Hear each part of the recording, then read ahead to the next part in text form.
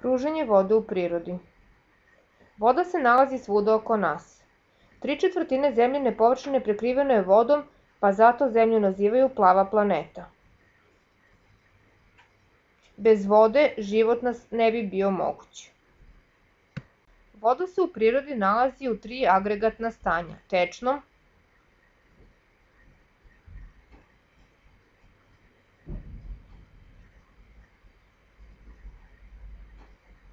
čvrstom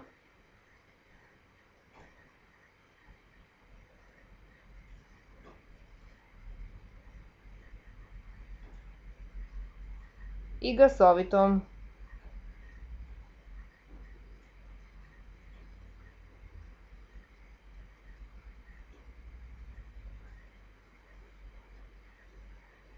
Sunce zagreva velike površine vode.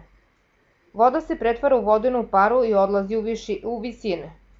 To se naziva isparavanje.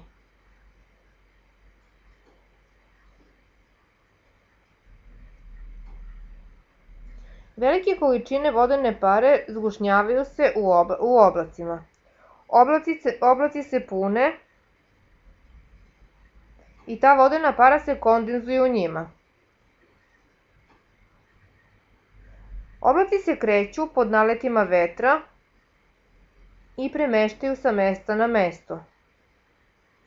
Kada se u njima nakupi dovoljna količina vode, oni postaju teški i voda iz njih pada na zemlju u obliku kiše, snega ili grada. Na taj način voda se vraća na zemlju. Jedan deo vode odlazi u reke, jezera i mora, drugi ponire. Ovaj vid padanja vode na zemlju naziva se padavina.